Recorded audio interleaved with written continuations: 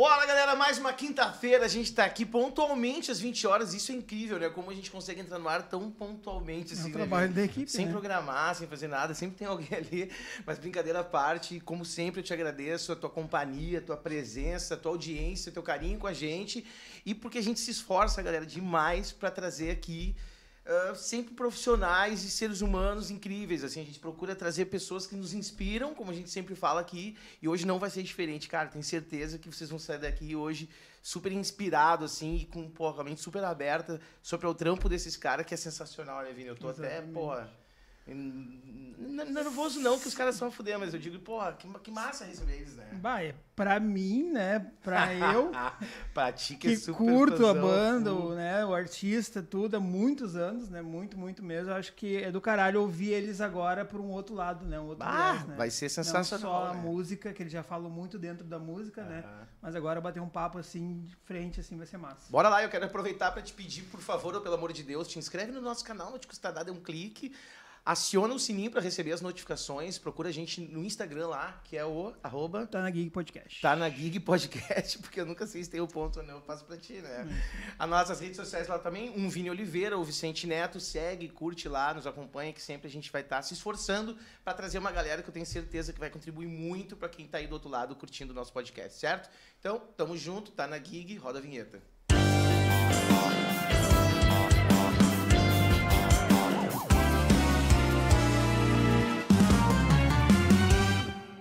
Bora aí, Vini! Tá na Gig, tá com quem? Já assustei, mano? Não, eu acho ótimo que a gente faça um Mais um, mistério, eu amo não ele, eu corta amo pra eles, mas o nome deles tá na barra do YouTube. Eu acho isso muito Que bom. não é ao vivo, né? A gente gostou do mundo mistério, mas não tá lá. Ó. A gente é muito burro, mas quem será? E o nome tá ali, né? Mas aí que tá, essa é a Cara, vibe do programa. tô feliz né? pra caralho, É Vini, isso aí. que demais, Demais, cara. né? Bom, apresenta os galos aí, mano. Não, e hoje quem tá com a gente no Tá na Gig é o Ponto de Equilíbrio. Ponto de Equilíbrio! Olha aí. Estamos aí, Pô, cara, estamos obrigado por ter aí. vindo. Vamos Olha, aí, cara, gurizada. Sensacional. Isso aí. Meu, o cara é o seguinte, pô, já tomou todo o café, refri, água, de altas coisas. Eu já não tinha mais nem como servir, faltou copo. E Já a primeira impressão é que fica, né? Eu vou deixar uma impressão de, pô, esse cara é estrela, né? Daqui a pouco, o que esse cara vai pedir? Sushi daí pra cima, né? Pô, meu, eu pedi um X salada. Pô, não ainda. ó, se botar pilha, eu peço Vocês mesmo. já comeram X salada? Já, pô, com X do certeza. gaúcho, vocês já Não, comeram? daqui não. Não, Lucas, comi um eu acho X que não daqui. também, porque o Lucas nem carne come, então... Sério? Não, mas aí, Jéssica, tem a oportunidade de sair daqui e comer um X, É. né? Pô, vim pro Rio Grande do Sul não comer um X, né? que tem uns então acho que lanches vamos comer bons esse aqui. X aí, hein? Aí é diferente. Ô, gurizada, obrigado por terem vindo. Muito massa demais receber mesmo. vocês. Obrigado a Tamo vocês. junto, Cara, gratidão a vocês. Que isso, a pergunta de sempre é, né? Como é que essa parada da música entrou na vida de vocês? Quando vocês entenderam, assim, que, porra, esse aqui é o meu rolê e é aqui que eu vou e não volto mais? O Vicente já chegou profetizando, né? Já profetizou que vai ser inspirador essa conversa, vai ser Sempre é, inspiradora, então falou, tá falado, Sempre né? é, mano, é. E a nossa intenção mesmo, né, com o tempo que vai passando, é cada vez mais inspirar as pessoas mesmo, não só os jovens, os mais jovens, mas também os que são mais velhos que nós também, né? Quer começar contando a nossa história aí? Talvez que tenha uma memória melhor que eu. Falando de memória, assim, quem consegue puxar 25 anos atrás? É, muita coisa. Na verdade, a história de cada um com a música vem de antes até da banda, né? Sim, Da infância, enfim, da adolescência. cada um trouxe Cada alguma um coisa trouxe, de outro tempo. O Elinho tem um pai que já cantava, né? Ah, é? Ele é o Hélio Bentes Batista Filho, então o Hélio Bentes original já era cantor, né? Ah, que E eu, na minha casa, os meus irmãos já se aventuravam a fazer música também. Eu tive minha primeira banda com 13 anos de idade, os Dreads Imortais. Como era o nome? Os Dreads Imortais, A gente adora os nomes, cara. Adoro que a os galera nomes das fala, bandas né? Tem uns antigas da nomes galera. que é a música Hipócritas que a gente toca até hoje, do Ponto de Equilíbrio, composição Do caralho. do Paulo Granja, que era o vocalista junto comigo nessa época. composição. Então, assim, então falar do início, né, vem de berço, né, a coisa da música, a gente perceber como que a música encanta, como a música envolve, como que a gente se sente atraído por ela, como um imã, né? É. Então, assim, acho que desde sempre eu pensei em fazer música e quis estar perto desse universo, né, da criação musical, enfim. Sempre foi baterista. A bateria e compor, né? Sempre minha onda sempre foi essa, desde moleque A mesmo. primeira banda. Isso. E o Ponto de É que Equilíbrio de 99, né? É que a música, né? A música faz parte da vida de quase todo ser humano, né, cara? Então, assim, ela vem do berço, né, tal. Acho que, ainda mais aqui no Brasil, uma família tradicional do Brasil, seja qualquer região que for, né, tem aquela coisa da música, né? E a gente, como a gente é ali, Vila Isabel, Tijuca, ali, né, onde bebe muito nessa fonte da música de raiz, né, que é o samba, né, no nosso caso, né, Vila Isabel, que é um lugar de berço do samba. E como o Lucas falou, na minha vida, tinha o meu pai que cantava, que tinha uma banda, que não deu muito certo, mas cantava também. Tem um lance do ensaio de rua lá na Vila Isabel, que a gente, desde criança, já quando vai chegando perto do carnaval, vai chegando o verão, já começa aquele burburinho, né? Toda a comunidade, tanto a galera do morro como a galera do asfalto se une ali naquela... Né? E já começa, você já sente a energia do carnaval, naquele espetáculo todo. Então a música, acho que ela faz parte, né, da minha vida, da dele, assim começa a música. Agora o start, existe um start para cada um quando você fala assim, né? No caso do Lucas foi com Dreads Imortais, que tem essa versão aí que é muito interessante. Não sei se tá no YouTube essa versão. Tá no YouTube. Tá no YouTube. Tem essa versão? A versão de Hipócritas com outro vocalista, né? Com um cara que era o vocalista da banda dele, o Dreads Imortais, que é, sensacional também. Eu comecei na música também tentando fazer, eu tinha uns 14 anos, tentando fazer dupla de MC, de rap de funk carioca na época, né? Porque cria de comunidade e tal, você já tem a música na veia, que vem do meu pai, mas fui criado de uma forma diferente, porque já era uma outra época, né? Criado na rua ali, então já queria fazer música, comecei com essa dupla, e depois tentei fazer uma outra dupla de rap, já quando eu tinha uns 17 para 18 anos, que era assim, mais influenciado naquela coisa ali de Racionais MCs, Facção Central, que tava bombando nas periferias na época. Tentei também fazer, mas não deu muito... Até que chegou, né? Começou a rolar um burburinho através de um amigo meu, que o André, que não tá mais com a gente na banda, mas continua tendo uma boa relação, uma ótima relação. E ele falou que o André tava formando uma banda, tal, que eu devia ir lá, que meu apelido lá no bairro era Bob Marley por eu cantar. Gosto muito de imitar timbre, tanto falando como cantando. Então eu tinha essa coisa de que, tipo de fazer um cover, né, ali na capela com a galera, né, na rua. No início o apelido dele era Bob e nem dread ele tinha, era Bob pela voz, porque o timbre de voz dele... Ah, que massa. Aí ele falou, você tem que fazer a parada, você tem que... Eu já tinha esbarrado com o Lucas numa outra ocasião, que é uma história até... Engraçado. É uma história engraçada, mas faz parte, né? Porque... Um dos lugares que é o berço do ponto de equilíbrio, né? É o Sana, em Macaé, lá no Rio de Janeiro. Que hoje em dia já mudou bastante, mas continua sendo ainda um lugar muito interessante. Mas onde colava muito a galera rasta, a galera hippie, a galera alternativa e tal. E a galera jovem estava começando a ir pra lá e a gente ia pra lá. E o Lucas, no caso, ia lá há mais tempo que eu. Uma vez a gente estava num camping comum, onde tinha... O Felipe, que era um rapaz que depois que cantava também, que é o vocalista do Monte Zion, que já faleceu, não tá mais conosco aqui na Terra, mas também, muito talentoso, né? Enfim, poderia estar hoje aí com a gente, mas é a vida, faz parte. E o Felipe tava lá levando um som de dia na fogueira, assim, né? Num camp, né? Pá. E o Lucas chegou com um amigo dele e começou a mostrar uma música pro Felipe, só que eu comecei a interferir. Eu comecei a interferir na música dele, comecei a cantar mais alto do que ele, só que ele tava mostrando a música pro cara. Eu comecei a cantar mais alto que ele. Já. A música maneira, ele mostrando pro cara a música de composição dele e eu, né, passando por... Muito novo, né, cara? Aí o que eu fiz na hora? Aí o Lucas me deu um corte, entendeu? Tipo, segura. Tipo, pera aí. Aí, meu irmão, eu tô mostrando música pro cara, não sei o quê. E eu... Aí xingou. Na hora, por dentro, né, mano? Eu pensei na minha cabeça, porra, russo, filha da puta. Daí eu tinha acabado de... Eu queria ser lutador de MMA, né, cara? Eu ainda tava... fortão e tal, malhava, né? Pai tava saindo dessa onda pra ir pra onda mais rasta e tal. E o Lucas falou, só que eu travei. E a gente, nosso primeiro contato foi assim. Foi uma rusga. Meio rusga, né? Meio estresse. Até que a gente se encontrou de novo e a galera falava quando a gente tava formando a banda, né? Lá na casa do André, um ponto de encontrar na casa do André e do Márcio, eles eram irmãos. E aí a galera falava assim, pô, não sabe quem é o Lucas? O cara que pá, não sei o que. Não, aí quando chegou era ele, né? Aí eu não reconheci ele, porque nessa hora o cabelo dele já tava crescendo um pouco e eu tava meio distraído. Parecia que eu tava conhecendo ele pela primeira vez, mas não, na cabeça dele, quando ele pensou, pô, esse cara de novo. Claro que foi tu que xingou, tu nem lembrou, né? Mas ele que tomou o pito marcou, né? Não, mas eu já tava de boa, gente. Aí ele não me reconheceu na hora, mas acho que depois eu falei com ele. Depois eu lembrei. Às vezes eu vi ele em algum lugar e falava, era aquele cara lá, não sei o quê. Mas tu não sabia que ele Loucura, treinava né, MMA, né? E Sabia. aí, tamo hoje aí. Mas vale uma observação também, já que nós estamos só nós dois e somos mais... os outros integrantes também, cada um tem uma história na música bem interessante. O Pedro e o Thiago são irmãos, baixista e tecladista. Os tios deles, o pai deles, tudo era músico de rock, tinha composições e tal. O Marcelo Campos, que é o nosso percussionista, é filho do saudoso Gracia do Salgueiro, que foi um compositor de samba genial, várias músicas da Beth Carvalho e tal. Então ele tem no sangue mesmo uma coisa forte da música, né?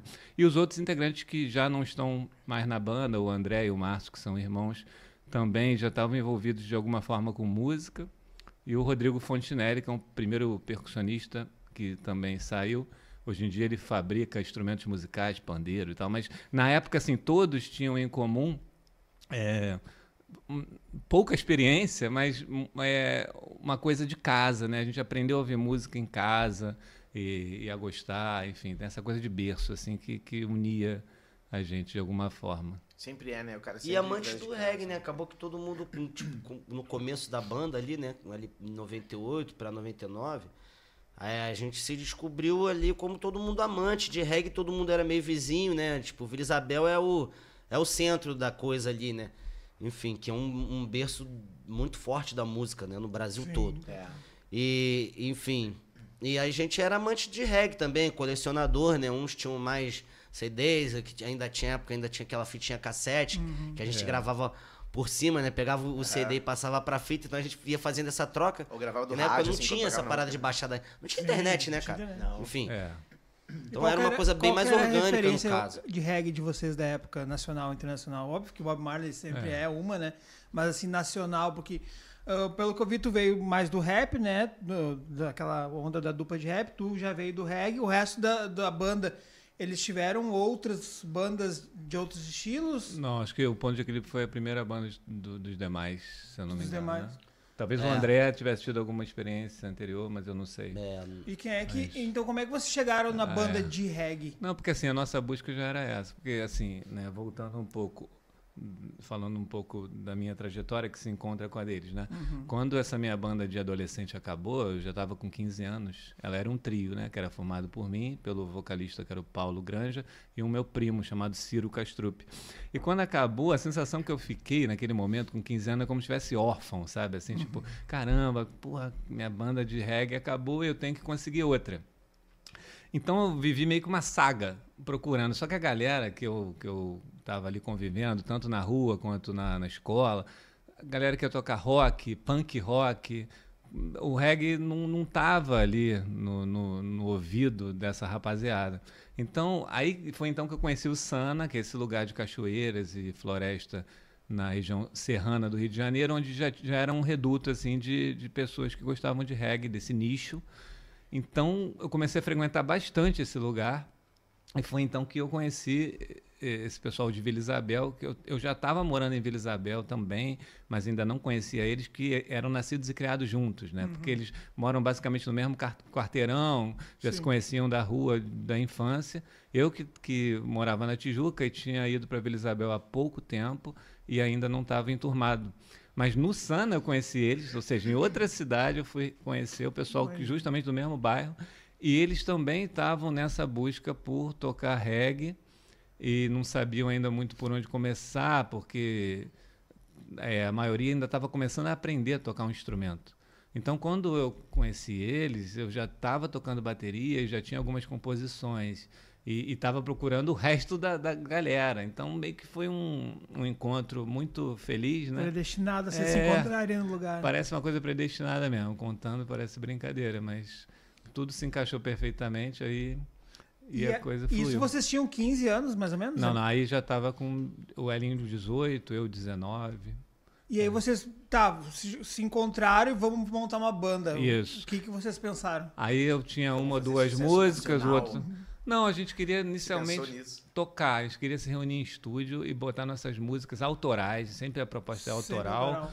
E aí naquele primeiro momento eu tinha algumas músicas, o André, guitarrista, também tinha, e o Hélio já começou a compor. Imediatamente o nosso encontro já potencializou a criatividade dele também como compositor de reggae. Então, no primeiro momento, nós três assim assinávamos a autoria das músicas, e o nosso intuito era tocar bastante em estúdio, fazer vários ensaios, 2, 3 vezes por semana, e oportunidades de shows que surgissem. Aí todos os nossos amigos de infância, do bairro, família, pai, mãe, irmãos, de todos nós compareciam. Então, nosso primeiro público foi formado por familiares e amigos. Que massa. E a gente tinha uma ideia, isso aí, exatamente. E para complementar, a gente tinha uma ideia um pouco radical, né, assim, na época. Tipo de, não, nada de dinheiro, a gente não quer ganhar dinheiro com isso, a gente não quer fazer sucesso, a gente só quer fazer... Contra a cultura, assim, só tocar meio música. contra a cultura. Vamos fazer um som ali no bar, não sei o quê, levar a banda e tal. E no começo, como a gente não tinha tantas composições também, a gente devia ter ali no máximo 5 composições, mesmo com a ideia de fazer uma banda autoral, a gente ainda levava uns covers, né? Bob Marley, levava uma ou duas do Israel Vibration, do Gladiators, né? Você tinha falado de referência Sim. de... Depois eu vou até te falar de referência de banda nacional, não foi nem de banda internacional que você tinha falado, vamos falar sobre isso. E fazer alguns covers de banda de reggae jamaicano, né? Da época de ouro, dos anos 70, anos 80, né? Que era a nossa referência, era o Reggae Roots, na época. Enfim... E aí era isso, era tocar para os amigos. Nosso primeiro show foi foi numa festa de um rapaz, foi através de quem? Acho que do André e tal, enfim. E o nosso primeiro show mesmo, que foi o nosso show mesmo pro público, tipo, aberto, foi mais para amigo do bairro, família, né, pessoal tal. do Monte Zion, né? Tanto o primeiro quanto o segundo, né? Verdade, foi com o Monte Zion, com essa banda que eu tô te falando Felipe. que o Lucas estava mostrando, que o Felipe era o vocalista, estava mostrando Tocaram com eles. a música pra ele. A gente tocou nos nossos primeiros shows, né? Foi, enfim. E foram tocou de graça, só por tocar mesmo. A bilheteria talvez fosse merreca, sei lá, R$4, R$5, entendeu? Mas eu lembro da gente assim...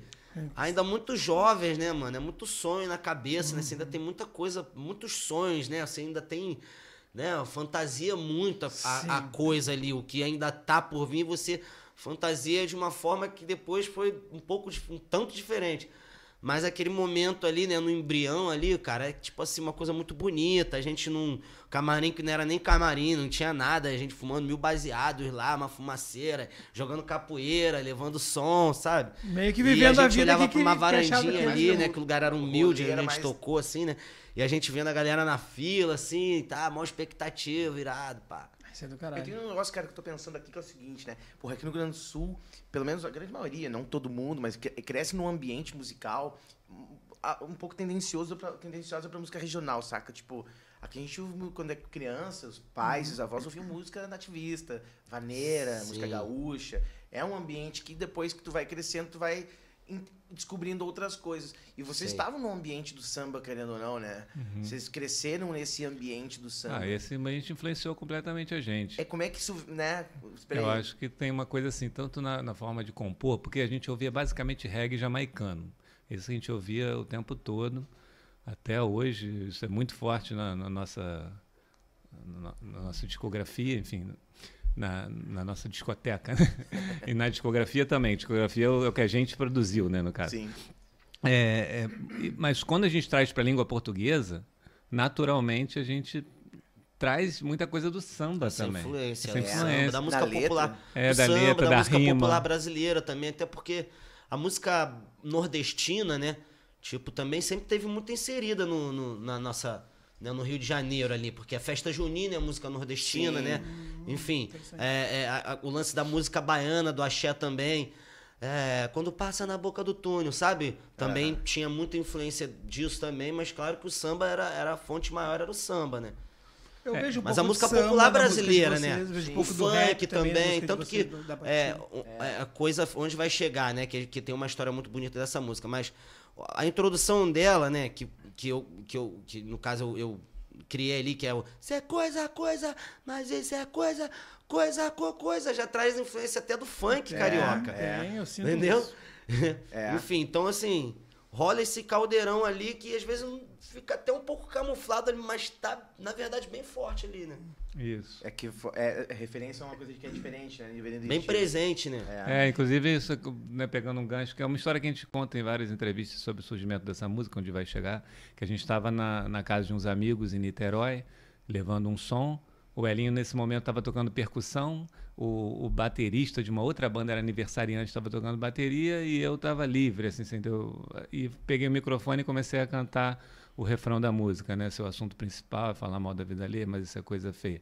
E aí tinha uma moça, e na verdade tinham várias pessoas que estavam na festa e começaram a dançar, só que uma das pessoas que estavam na festa começou a dançar como se fosse um funk, a dança dela era meio funk, entendeu? Que era na favela, né? Era na comunidade. Então ela estava fazendo uma dança que remetia ao funk e a gente estava tocando um reggae, só que eu estava falando falar mal da vida alheia é coisa feia, né? Então tinha uma linguagem ali fazendo essa ponte realmente entre a música jamaicana e a musicalidade brasileira, né? Eu acho que... É uma música até que fala sobre o cotidiano, né? Porque o ponto de equilíbrio, uma das nossas características mais forte é falar sobre religião, sobre o social, né? Sociopolítico e tal, essas coisas.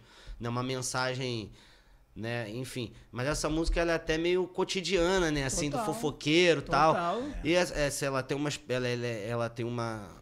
ela é especial, por quê? Porque ela foi a música, né? Responsável por a gente chegar, né? Assim, ela foi, tipo assim, digamos, o ponto de equilíbrio estourou com essa música, que ela é bem popular, né? Que ela é, tipo assim, no Maranhão a galera falava que era melô do fofoqueiro, né? Que no Maranhão tem muito esse lance de melô, né? Eles pegam, e, enfim. Eu gravei uma música com o DJ Malboro, lá do Rio também, né? E aí, cara, eu fiquei muito impressionado quando eu estive lá no estúdio dele, que a gente gravou lá, como ele entendia de samba raiz, assim, da história do samba e toda coisa. Cara, meio preconceito meu, achava, o cara mete o funk e tal. Entendi. Mas ele disse assim, cara, essa base carioca, o samba carioca, me deu toda a base de entender sobre o que eu faço hoje, assim, sabe? Me inspirou a chegar no funk que eu produzo. Claro, com certeza. Que eu faço com a galera. Por isso que eu perguntei isso pra vocês. É muito legal tu estar num ambiente, talvez, predominantemente samba, mas, pô, surgiu uma puta banda de reggae de uns caras que se puxaram referência daquilo também, né? Isso é muito foda. Eu acho que se a gente for pegar as principais ou maiores bandas Brasil, mundo, seja de onde for o recorte, sempre tem a mistura, né? Da tua essência, que é o funk, que é o samba, com o que tu quer tocar, que no caso é o reggae. Sim. Então, se tu escuta Ponto de Equilíbrio, tu vê um pouco de samba, tu vê um pouco de funk, tu vê um pouco dessa essência ali dentro, né? E se você voltar na árvore genealógica, né, da música, na raiz, se você for voltar lá, as duas se encontram numa raiz só. Perfeito. É porque é uma história um pouco longa. Mas o reggae e o samba, eles... Ritmicamente, entendeu? Que é o... Porque o reggae, não, o ritmo reggae, ele nasce da batida na Bing, que é 1-2, né? Que é a batida mais religiosa, né? Mais cerimonial da parada. No coração, né? Entendeu? Que é a batida do coração, que é o... Que é tuco, tuco, tuco, oi, tum, tuco, tum, tuco. Tem a base, tem a marcação do surdo, no caso, né? Então, lá na raiz, as duas se ligam. Né? No começo a gente não sabia disso, mas depois... Se ligou? A raiz é africana, né? A raiz é africana, no caso, né? Que é foda. Caralho.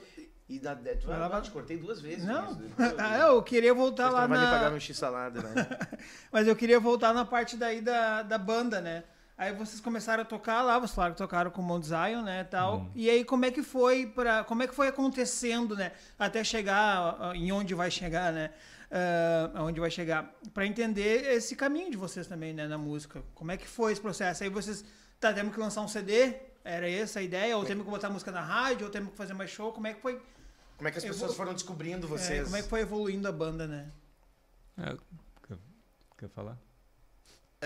Na verdade, rola uma evolução do pensamento também. Assim, você sincero, que a gente vai ficando mais velho, a gente vai conseguindo ficar mais sincero em algumas coisas, outras não. Outras você vai escondendo mais, né? Você não quer que aquilo apareça, mas na sinceridade é isso que acontece. Mas, sinceramente, rolou até uma evolução pessoal mesmo, né? Da mente. Porque nós éramos meio um pouco mais radicais no começo da banda, né? Tanto que eu falei, pô, o que a gente entendia do que o reggae passava pra gente, o que na real não é, né? Tem um outro equilíbrio de coisas ali, né? Só que na nossa visão era um pouco mais desequilibrado pro lado do desapego material, pro lado do que o reggae fala sobre queima a Babilônia e tal. E de certa forma, esse radicalismo, ele trazia pra gente também um certo... Como é que eu posso falar? Uma certa dificuldade, numa certa falta de humildade também, né? Tipo assim, porque depois que você entende que tudo faz parte de uma coisa só. E no começo a gente queria fazer uma coisa ali mais nossa e tal, só que quando a gente viu que outras bandas de reggae mesmo, que fazem parte da mesma vertente, mas que levavam a coisa de uma forma diferente, com uma pegada mais pop, tal, que não tem problema nenhum, só que na época a gente olhava aquilo, sabe, de uma forma um tanto preconceituosa. Posso falar aí dessa forma? Ou não, né? Tipo, acho que sim. Porque primeiro você tem que entender o que acontece, mas a gente ainda estava no começo, a gente não entendia, né? Sim. Na verdade, a parada mesmo, né? O quão as músicas de todas essas bandas, de todos esses artistas tocam o coração de pessoas e fazem coisas na vida das pessoas que só a música pode trazer para você. Então, cada banda dessas, mesmo que trouxesse uma coisa mais pop, uma coisa que fosse mais pro lado ali de um forreg, sabe? Mas tem sua importância. Só que na época a gente via isso um pouco radical. Quando a gente viu que essas bandas que tinham uma mensagem um pouco mais abrangente, um pouco mais pop, ganhando espaço, ganhando público, a gente falou, pô, a gente também merece isso. A gente também merece ganhar espaço e preencher essa lacuna de um reggae delicado, porque eu já falei isso de forma que pareceu um pouco prepotente, tá ligado? Mas não é isso, na verdade. Porque a nossa forma de fazer reggae era claro que traz esses elementos da MPB, mas a gente queria fazer uma coisa mais raiz mesmo, mais sabe? Roots. Que trouxesse a mensagem Rastafari, sabe? Da forma mais genuína que a gente pudesse trazer na raiz dela, tá ligado? E daí a gente falou, mano, vamos começar a trabalhar para poder também abranger, para fazer sucesso, para ser reconhecido e chegar... Eu acho do caralho isso. A nossa mensagem é chegar onde não tiver limite. Cada vez mais a gente foi pensando desse jeito. Eu acho do caralho isso porque o que eu entendi aqui dessa relação é que vocês queriam ser o que vocês imaginavam ser, que é aquela coisa mais roots, mais radical, mensagem, né, contra tudo. Mas quando vocês notaram que para ganhar mercado, vocês tinham que talvez se moldar um pouquinho ou jogar um pouco o jogo, vocês entenderam... Existe um processo. Essa parte do mercado veio um pouco depois. Sim, primeiro foi a parte musical. Antes, a gente pensava em ser reconhecido. Eu acho que a gente não ligava uma coisa com a outra. A palavra mercado era uma coisa assim que, sabe, não encaixava muito na nossa, sabe, mercado, assim. A gente queria tocar e fazer o sucesso, as pessoas, né, nosso público crescer e tal. O lance do mercado, ele já vem chegando um pouco depois, né? Quando a coisa vai pedindo isso, né?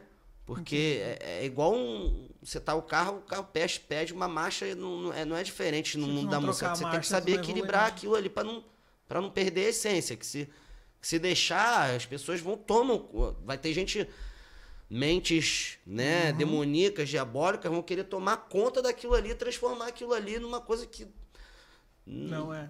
Perde totalmente a essência, né? A gente também, no início, essa coisa toda da gente ser colecionador de reggae, né, reggae jamaicano, e a gente sentir falta de ter É claro que já tinham também bons nomes nacionais, como o Hélio falou, que a gente pode aqui citar, né? Edson Gomes, Tribo de Já, Cidade Negra desde a primeira formação, Unidade Punho Forte, tem, né? Aí tem o Cine Calmon. Calmon. Cine Calmon. Quando eu falei era mais no cenário do Rio de Janeiro, né? Porque quando eu falei que antes a gente não queria fazer o sucesso mesmo, e depois eu pensei num coisa mais regional, né, do que estava acontecendo no cenário ali nosso ambiente regional. Mas claro que a gente já bebia nessas fontes aí que o Lucas está falando também. Mas ao mesmo tempo a gente sentia falta de algumas sonoridades e também de certas mensagens que a gente podia absorver da musicalidade jamaicana, das bandas jamaicanas, e que muitas bandas brasileiras ainda não estavam representando. Imprimindo no som. Então a gente achava que a gente podia, tanto a nossa timbragem dos instrumentos, quanto a mensagem, o tipo de assunto abordado, que a gente podia trazer para a língua portuguesa, né, como traduzir aquela proposta. Mais fielmente. Traduzir fielmente. Ser uma autêntica banda de reggae Rastafari, entendeu? Tal qual inúmeras bandas da década de 70 da Jamaica. Então, esse foi nosso primeiro objetivo. Fazer uma banda autoral, mas que um Rastafari da Jamaica, se ouvisse, ele ia dizer, não, esse nos representa, entendeu? Isso nesse momento, para vocês já enxergavam isso como um trabalho, tipo, no sentido de isso precisa ser em algum momento o nosso sustento, isso já gerava certa receita financeira para vocês manter cada um suas vidas? Cara, a gente era muito novo. Como é que era isso para vocês? Tipo, cara, agora isso aqui a gente precisa dedicar 100% da nossa vida para esse negócio negócio tem que nos dar algum resultado, a gente precisa comer, a gente precisa Eu acho que no início, assim... Como é que era com grana isso? Desculpa interromper. Não, vai. Mas assim, a gente no início, assim, ninguém era pai, ninguém ainda tinha um relacionamento, todo mundo ainda morava com os pais, então assim, a gente não tinha grandes preocupações, embora existissem algumas situações que mostravam a necessidade financeira. Por exemplo, o Hélio, muitas vezes, né, quando a gente ia para o ensaio, aí a gente... Até para pegar um ônibus. Sempre, eu não tinha. Então a gente tinha que chegar pro motorista do ônibus e falar, posso passar. No Rio de Janeiro tinha muito isso, posso passar por baixo da roleta ou por cima? Então a gente pulava a roleta ou então se agachava para não precisar pagar, para poder chegar no estúdio. Ou então todo mundo da banda unia suas forças para poder que todos pagassem a passagem de ônibus. Ou seja, isso mostra que a gente tinha uma certa limitação financeira, até para investir na banda, para investir nas coisas que eram necessárias, uma gravação, etc. Instrumento, corda. Então, assim, das coisas mais básicas ali, você precisa, né, mas a sobrevivência em si... Naquela época que era mais difícil ter acesso a essas coisas. Mas pagar contas, enfim, naquele primeiro momento a gente não tinha essa preocupação, porque cada um ainda morava com os pais, ninguém tinha filho, então a gente não tinha essa urgência de ter que fazer dinheiro, entendeu?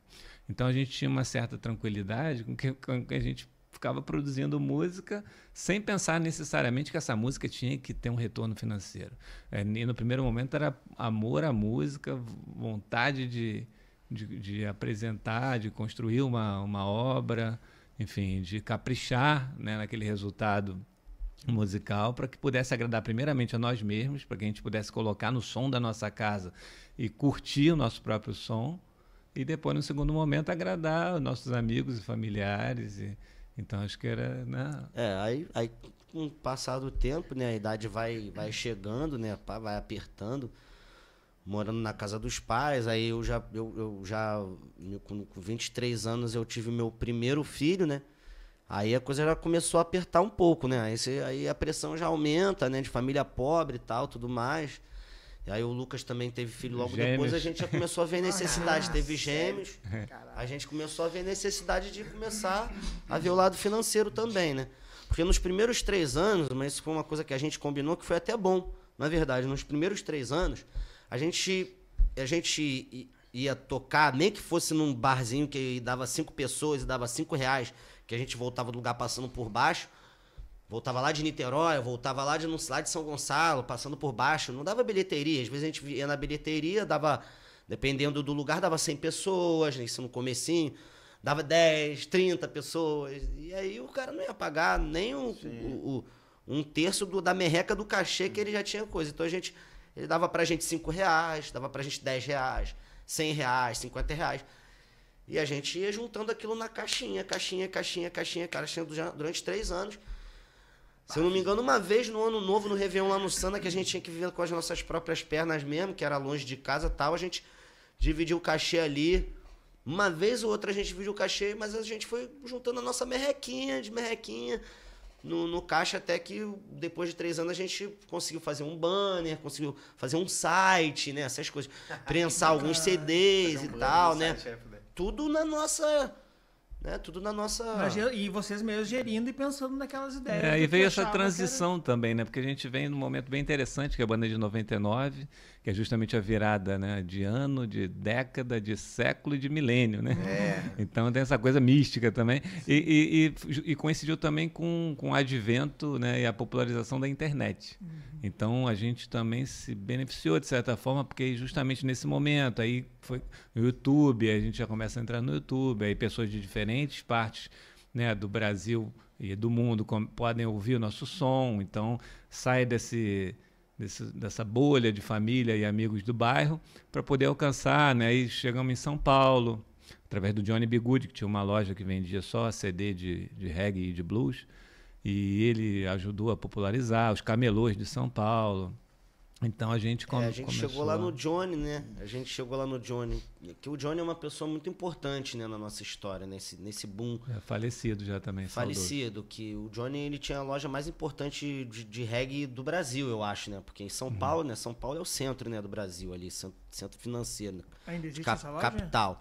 Não, né? Não existe mais não, né?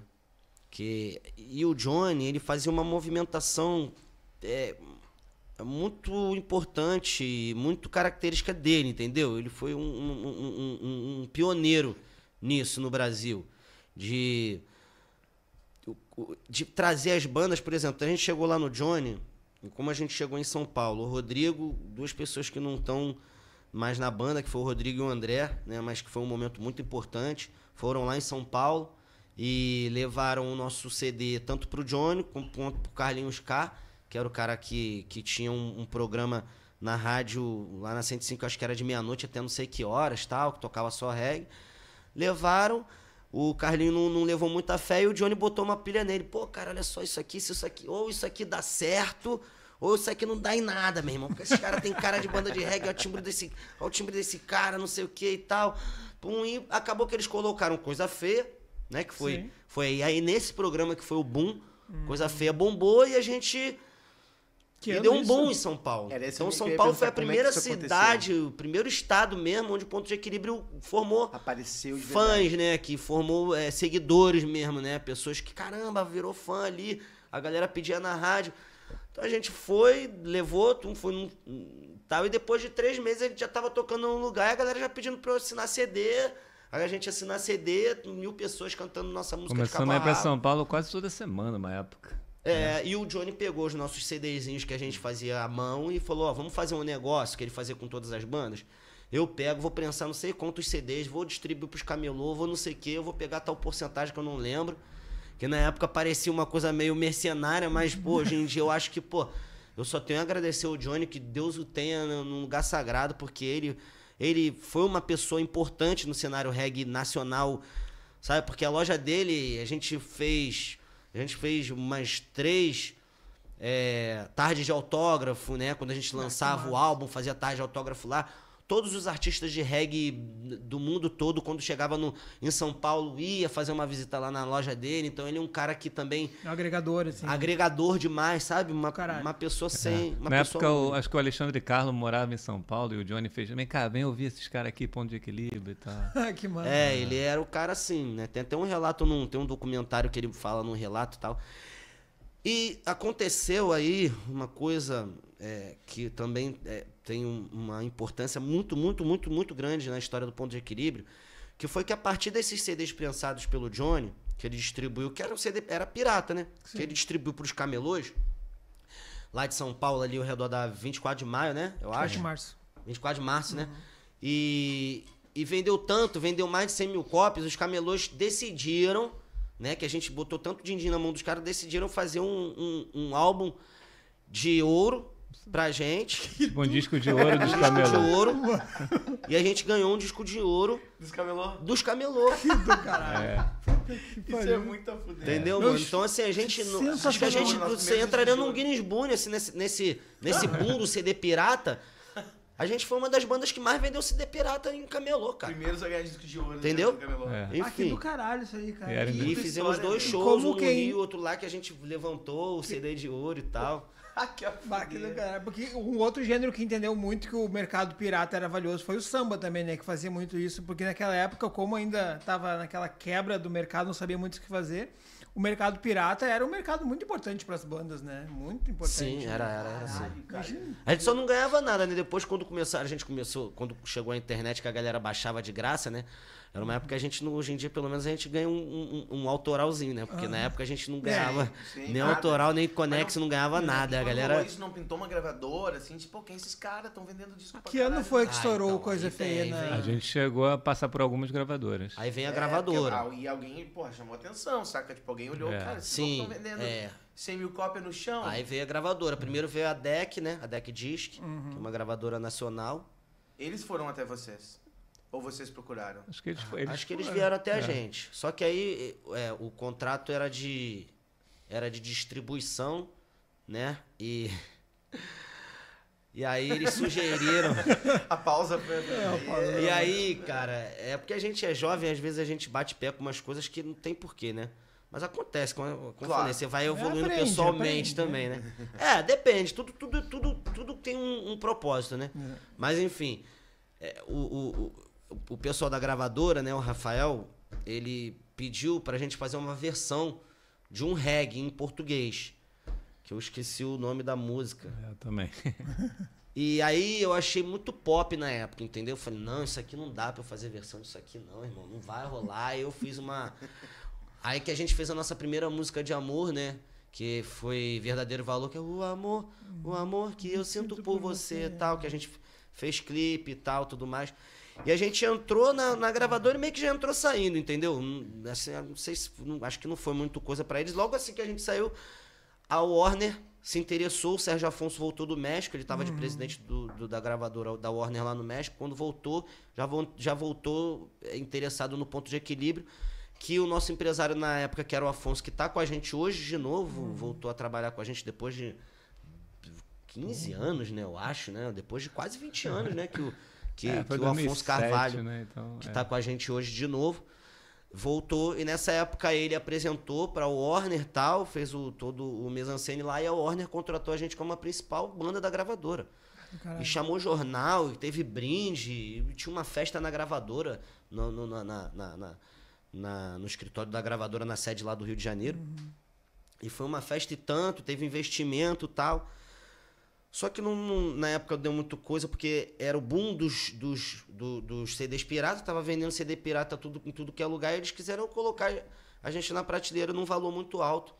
No mesmo valor do Nat Roots, que o Nat Roots, na época, tava muito acima, né, do Ponto de Equilíbrio, com coisa de público, de visibilidade na mídia e tudo mais. E aí não deu muito certo pra gravadora. E acabou que a gente saiu da gravadora, porém foi um momento bom também, que rolou Som Livre também, né?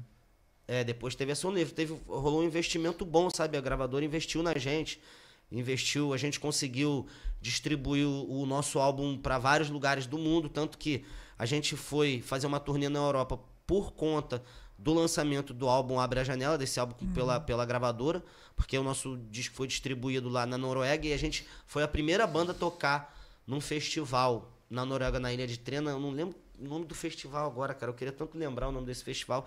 Nós fomos a primeira... O festival já rolava há mais de 10 anos. Nós fomos a primeira banda brasileira. Não foi só a primeira banda de reggae do Brasil. A primeira banda brasileira a tocar naquele festival foi o Ponto de Equilíbrio, é o Sol da Meia-Noite, que é um pico da Noruega, cara, que se chama Buda, né? Que é praticamente no Polo Norte, mano. E no verão não fica de noite. Não fica de noite. Não fica de noite, mano. Rolou Impressionante. até um arco-íris de meia-noite lá. Então. O sol, ele só vai pra trás do morro, assim como quando o sol vai se... Ele fica ali atrás do morro Aí volta. e volta, né? Porque Enfim, é lá no Polo já, né?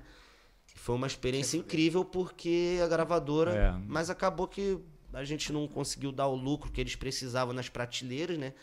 Sim. Enfim, e aí a gente saiu, foi pra Independência, a gente depois foi na Som Livre também. Mas esse mercado da internet mexeu também com as gravadoras, né? Bastante. Mexeu Eles muito. não sabiam o que fazer naquela época, né? Que tava tudo sendo baixado, pirateado, e todo o dinheiro que eles ganhavam com venda de CD e distribuição praticamente zerou, né? E show, cara, tipo, porra, aí, pô, a música bomba, vende disco pra caralho, é meio no automático. Como é que começava a rolar o show pra vocês, assim, tipo, principalmente, querendo ou não, ainda num mercado nichado, né? Tipo, saca? Tipo, ó, os caras têm festivais que não vão entrar, mas tem lugares que só toca isso. Tinha alguém que vendia, alguém que buscava show, os caras ligavam, entravam em contato no automático. Como é que foi isso depois que a música começou a aparecer pra galera, assim? Tudo foi num processo, né, cara? A gente teve que administrar isso, teve que absorver tudo pra poder falar assim, não, o que a gente vai fazer? Agora a gente tem que procurar alguém para vender nosso show, tem que procurar alguém para nos empresariar, alguém para nos produzir. Foram várias fases. Né? A gente vai ter que agora, quando a gente começou a fazer show, primeiro a gente fazia show só no Rio de Janeiro, em lugares pequenos, a gente tinha que ir lá, né? Ninguém meio que contratava a gente. Se contratava também, chamava e pagava merrequinha, o equipamento era ruim, sabe? Não tinha transporte, a gente, né, assim, não ganhava. A gente tava fazendo o nosso nome. Banda é assim, né? Você investe, mesmo sem tu tá duro pra caramba, tá sem R$1 no bolso, mas tá ali investindo seu tempo. Você nunca investe seu tempo e energia pra depois não ter retorno daquilo. Isso não acontece, né? Exatamente. Porque tem gente que acha que a gente fez voto de pobreza, mas a gente nunca fez voto de pobreza, né? Pelo contrário, a gente fala contra a pobreza, a gente fala contra a miséria, né? O ideal, que acha que sim. O mundo ideal é que todo mundo, ainda mais já que a gente vive no mundo capitalista, é que esse capital seja bem distribuído para todo mundo, inclusive para mim. Exatamente. Né, irmão? E de abundância, né? Tem tanta riqueza no mundo. Pobre, eu que fui pobre, já fui praticamente miserável, eu sei que não existe romance na pobreza, cara. Não existe romance na pobreza. No mundo capitalista, cara. Se você é pobre, tu tá fodido, irmão. Tu é pobre, tu não tem nada. Tu não tem direito a nada. Não tem nem perspectiva, porque né? Porque você botou o pé na rua, já tá gastando R$1, irmão. Isso. Então, assim, não tem perspectiva de nada. Você precisa ter grana aqui, mano. Não tem. Ou você vai ser um Zé Ninguém. Ninguém quer ser. Eu, pelo menos, não, né? Eu não nasci pra ser ninguém nasceu pra ninguém. Todos, né? Pra ter a gente busca, com a nossa música, uma consciência de uma coisa mais igualitária, tá ligado? Mas não a pobreza, né, mano? Sim, enfim. total. Mas rolou esse momento, então, tipo, cara, o lance tá crescendo, a galera tá nos conhecendo, tem a gente muitas... vai ter que ter um produtor, a gente vai ter que ter um hold, a gente vai ter que ter um técnico de som, e aí, a gente vai ter que ter um cara vendendo. Chegou um momento que vocês tiveram que, cara, isso aqui precisa organizar agora. Sim. Porque tá rolando demanda, a galera tá nos conhecendo, tá gente pedindo show. Exatamente. E esse momento deve ser um momento a fuder, querendo ou não, né? Tipo, pô, o negócio que a gente tava lá fazendo com uma certa... de uma forma mais pra nós, tá tomando um espaço na vida das pessoas, né? E o show é estar na vida das pessoas, querendo ou não. Porra, a galera, vocês estão hoje... O podcast não tá passando no dia do show, mas, porra, tem uma galera que vai esperar pra assistir vocês lá, saca? Sim. Tem uma coisa muito interessante, assim, da nossa apresentação ao vivo, que o público mesmo é que define dessa forma como sendo praticamente um ritual, né? O show do Ponto de Equilíbrio é um culto, de alguma forma, né? Então, tem ali um momento, um êxtase, né? Que é compartilhado por nós e pelo público, que é realmente um só coração, é uma interação muito forte que acontece entre nós e o público. A performance do Elinho cantando é uma coisa muito marcante, as nossas mensagens e a nossa sonoridade também tem uma originalidade, né? E isso gera um ambiente ao vivo que é único, né? E faz com que as pessoas valorizem muito a nossa apresentação e é transmitido de geração em geração.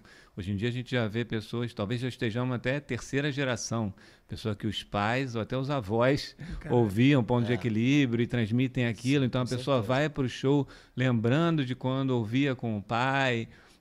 Então tem esse lugar de afeto que a nossa música consegue transcender gerações, que é muito importante e que faz com que o nosso show seja requisitado, né? E também, naturalmente, né, a nossa proposta sempre foi fazer uma música orgânica, natural, autêntica, né, sem buscar muitas fórmulas do sucesso, né? A gente faz a música que a gente quer fazer, do jeito que a gente quer fazer, E isso, em todas as fases que a gente passou, desde o início da banda até hoje, continua acontecendo uma atualização desse alcance, né?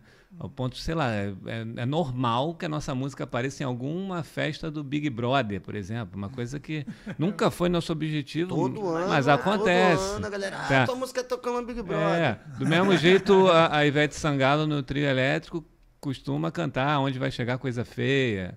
Então, assim, e o TikTok atualmente, crianças de 10, 12 anos estão cantando Santa Caia porque viralizou no TikTok. Então, é muito curioso e interessante como que a gente, sem querer correr atrás de uma fórmula do sucesso, de um padrão, tentar copiar o que está em alta, nada disso. A gente só fazendo o nosso, por amor, do jeito que a gente quer, do jeito que satisfaz os nossos ouvidos, isso reverberou positivamente de diferentes formas, inusitadas, e é muito bom. Cheguei a me arrepiar aqui, mas sabe o que é do caralho? Porque, tipo assim, o que tu tá falando agora, o que vocês estão falando agora, alguns artistas já falaram, e o que a gente notou que a fórmula do sucesso é ser verdadeiro. Isso, acho que as eu pessoas posso dizer querem. Com certeza. Cara, a gente tem quase 60 episódios aqui. A E fórmula do o sucesso resultado é todo ser papo verdadeiro. todo É esse. o artista tocar o que quer, a mensagem que quer passar. Essa é a primeira. E como fazer o público, que ama Em de todas. primeiro lugar, todo mundo que tentou fazer alguma coisa para se adequar ao mercado, vou fazer. Não rolou. Tem gente que Só fala, rola quem fez de para você verdade. compor tem que ter a estrofe, depois tem que ter um pré-refrão, depois um refrão, enfim, existem inúmeras fórmulas e métodos. Cara, eu nem escuto esses métodos. Na hora que eu vou compor, eu componho de coração. E Santa Caia mesmo é uma que eu citei, ela tem várias partes, A, B, C, D, a harmonia vai mudando. E ela, contrariando qualquer estatística de método de criação, de produção musical, ela teve um alcance. Algum instrumento harmônico de eu sou baterista, componho muitas vezes a capela, mas mas eu componho. Compõe, tá, mas eu toco um pouco de violão. Santa Caia, Novo Dia, por exemplo, são músicas que eu fiz com o violão na mão. Um pouco, pelo menos, tal. Porque é trina, a bateria que compõe. Assim, é claro que tem uma responsabilidade, né? Depois que a gente alcança um patamar de público, né? Tipo assim, querendo ou não, é um padrão, né, de mensagem, né? Não sei se essa palavra se encaixa muito nisso, mas a gente tem uma responsabilidade. Então, e a responsabilidade de manter a essência, por respeito à história do ponto de equilíbrio, por respeito máximo ao nosso público. A gente tem que... Não dá pra gente também fazer qualquer coisa que venha à cabeça, né? Ou qualquer coisa que você realmente queira fazer. Às vezes eu tenho vontade de fazer uma música bobeirinha, não sei o quê, tal, que a gente também tem. Eu, pelo menos, tenho bastante... Sou bem humorado, né, assim. Mas ali no ponto de equilíbrio existe uma coisa assim que a gente também não pode ultrapassar muito. Mas não que isso seja sacrifício, não. Pelo contrário, Sim. Isso aí foi o que a gente criou, é uma coisa muito positiva, porque é uma mensagem edificante, né? Edificante para a vida das pessoas, espiritualmente, mentalmente, né? Socialmente falando, entendeu? O desafio é sempre muitas formas possíveis. A nossa música ela atinge até como forma de informação mesmo, né, cara? Né? Não, acho que o cara educativa, né? Enfim. Tem várias músicas, né? Janela da Favela, várias músicas que tem esse tom, né, social, que mostram um pouco da experiência, da vivência, né, da sociedade, e através de vocês, obviamente. Eu acho isso do caralho. Ali, que ano que estourou Onde Vai Chegar em São Paulo, que vocês estavam falando ali? Que ano era mais ou menos aquilo ali? Vocês lembram? 2003, por aí, 2003. E vocês já tinham quantos álbuns? O que vocês já tinham feito até então? Nada? Era demo que chamava, ela era né? uma demo. Essa música, ela bombou numa demo, num CD de demonstração. E aí ele colocou na rádio e o público pegou. Colocou aquela música na rádio, uma música que a gente tinha gravado da forma mais sorrateira possível. A rádio que foi, então, a gente tocou todo mundo junto, gravando pessoas. Também. O negócio daquele de gravou um CD naquele gravador de CD. A banda tocou todo o mesmo tempo. Na hora. Tinha um gravador de CD na época que o André e o Márcio tinham comprado e ligava na mesa de som, sem mixar, sem nada, vai direto. ao vivo. Isso foi o demo, né? Que era demonstração que, na verdade, na década de 80, 90, toda a banda tinha uma fita demo que eles iam apresentar para as gravadoras, buscando uma chance, né? Então a gente vem um pouco, né, nessa herança de ter um CD demo, né? E aí depois a gente regravou essas músicas do demo em vários álbuns nossos, principalmente no primeiro. E a gente teve a sorte também do YouTube nessa época, tá chegando, então a gente também, a internet ajudou, não só o YouTube, mas aquelas plataformas que tinha... Não tinha o YouTube, MySpace. não. Nessa época, não. Era para baixar a Era música. essa plataforma que eu falei que se a pessoa baixava a música de graça. Casar. O MySpace, o Casar era os torrent, né? Tinha o Mas a gente tá falando MySpace. dos primeiros mesmo. O MySpace ainda veio um Tinha o pouco... Napster, né? Que foi um dos primeiros, Isso. né? Que Então, era onde isso baixava aí. música, né? Que é tipo por torrent, né? Como se baixa. E depois teve o MySpace, onde tu podia ter um player teu lá dentro do site. E a gente foi bem nisso. E aí, inclusive, até tinha bandas que estavam começando na época que às vezes colocava o nome ponto de equilíbrio para entrar, para que quem fosse baixar Tipo no ponto de algoritmo, equilíbrio. né? Tipo, pra entrar no algoritmo, Sim, né? porque tu Tipo procura numa grande busca, né? E aí se botar o nome lá vai achar. E a rádio hoje ainda é um portal importante, assim, tipo, pra vocês. Como é a rádio na vida de vocês hoje, assim, ela... A gente nunca teve muito na rádio. A gente teve rádios, talvez, mas rádios alternativas, Porque entendeu? a primeira, essa rodou na rádio, onde a galera descobriu mesmo foi esse cara que rodou na Mas rádio. então, na São rádio, Paulo. num programa Específico. né, específico de reggae. De reggae. Entendeu? E é- E se daí, tem pouco espaço hoje o pra nosso álbumzinho foi sendo distribuído e foi sendo passado pra... De mão em mão. Tipo assim, as pessoas... O ponto de equilíbrio, cara, foi meio fenomenal, né? Porque as pessoas ouviam o ponto e falavam, meu irmão, isso aqui é muito louco, isso aqui é muito diferente. O relato das pessoas, né? Da maioria das pessoas, quando vem falar, fala a mesma coisa. Pô, eu tive que mostrar pra não sei quem. Aí o pessoal fala, meu primo me mostrou isso aqui, meu namorado, meu pai, meu... Desse CD demo, entendeu? Que isso é coisa contenta. Muito bom. Quem Aquilo são esses ali malucos? deixou a galera louca, sabe? Tipo, aquilo ali... Tem gente que até hoje fala, meu irmão, pô, aquilo ali... Mas aquilo ali foi coisa da época, porque a gente não tinha nem condição de gravar como se grava hoje. Já se gravava na época, já se fazia em vários canais, de uma forma... Já se gravava profissionalmente para ficar uma coisa, né, profissional. Mas não, a gente gravou de forma bem amadora mesmo, entendeu? E foi aquilo que a galera amou. Sabe qual foi isso?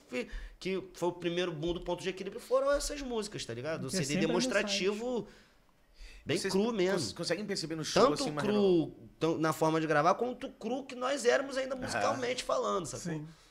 Vocês conseguem notar ou no show, ou nas redes sociais, uma renovação assim do público? E, pô, 25 anos. Era uma galera que hoje tem 25 anos a mais. Acho que eu falei, né? São filhos e netos, né? Filhos e netos estão acompanhando. E continuam. continuam. Vocês veem Não, isso nos shows, assim. Não, é? e eu acho que a Rola coisa isso? vem com cada vez com mais força, né? Porque a primeira leva de fãs, como você vê a primeira leva de fãs de qualquer jovem quando tá começando, ainda rola uma certa desconfiança, né? Você ainda tem que se aprovar ali. Ah, tu tá falando isso aí e tudo mais. Então, muita gente que tava vendo a gente começar, mesmo sendo o nosso público, ainda dava uma testada, né? Assim, tipo, mas depois que você se consagra, né, pá, não sei o que vai passando de geração, as pessoas mais velhas que passam para amigos mais novos, para primo, para filho, para sobrinho, não, para quem queira passar, ela vai passar aquilo como uma coisa preciosa, né? Tipo, agora eu já tô, o ponto Vai de equilíbrio agregar um realmente valor, né? provou Agrega para um mim valor. ser uma coisa minha mesmo, que eu acordo todo dia, boto um novo dia lá e a parada, pô, sabe? Tipo, boto uma música do ponto de equilíbrio, aquilo ali, sabe? Me tirou da depressão, aquilo ali quando eu tava na cadeia, sabe? São muitos relatos de transformação positiva na vida das pessoas, né? Então, assim, muitas Isso é do pessoas caralho. têm o ponto de equilíbrio como uma coisa assim, tipo, olha, eu vou passar isso aqui pra você, Isso aqui é meu e sabe? importante. Isso aqui é mega importante. Então, a criança, o filho que já confia muito naquela pessoa mais velha, vai, porra, esse Recebe amuleto como uma aqui joia, e vem assim. com, vai desde a barriga, vai desde que início da coisa, vem com mais força, irmão. Entendeu? Isso aí é uma coisa inexplicável. Nós, como ser humano, carne e osso, que faz a música, que é o veículo, né, de transformação, a gente mesmo não consegue entender como isso acontece. Isso aí acontece... É o que tem que ser. A música tem vida própria, né? Ela tem um espírito. A música, ela toma o caminho dela. A gente ajuda a parir, né? Até Mas com a gente ela fez isso, né? Se a gente quisesse, eu quis fugir da música, ela falou, vem aqui. É que tu tem um propósito aqui. Tu era lutador? Tu foi lutador? Tentei ser lutadora de MMA. Treinou tudo, jiu-jitsu? Treinei jiu-jitsu tudo. pra caramba, só azul de jiu-jitsu. Eu treinei boxe inglês durante muito tempo. Nunca mais praticou. Eu continuo fazendo movimentação de boxe, né? Até hoje. Eu cortei o assunto. Que eu sabe, gosto não muito, interessa. né? Porque eu sou amante, que ele faz eu sou amante jiu-jitsu, da- né? Aí eu sou falou amante em da luta, nobre arte. Eu amo falou em jiu-jitsu arte também, mas marcial, já- jiu-jitsu, porra, me machucava muito. Eu ficava enjoado, é muito pano, mas eu gosto. O eu jiu-jitsu curto é um pra jogo, né? Eu sou faixa roxa, eu curto demais. Ó, velho. eu parei na azul, mas hoje em dia, se tu vai me passar carro 50 vezes, que eu não lembro de mais nada. Lembro das coisas básicas ali. Eu sou branca, hoje em dia eu sou branca da branquinha. Fiz 3 anos de jiu-jitsu, Isso cara. antes da- Pra fudeu, caramba, muito treinei legal. muito, mas curto hoje em dia eu não demais. lembro de nada. Bate, tu é assunto, né? Sempre aparece Não, alguém mas que eu diz que vou- fez jiu-jitsu aqui, eu fico... vamos lá. Eu volto ali. Mas essa coisa que a gente estava falando só da transmissão de geração em geração, ela acontece diretamente, mesmo no caso, né, de uma pessoa que entende que o ponto de equilíbrio é algo valioso, que ajudou ela a superar, né? Tem essa coisa da nossa música servir como um combustível para vencer os tantos obstáculos que cada um de nós tem.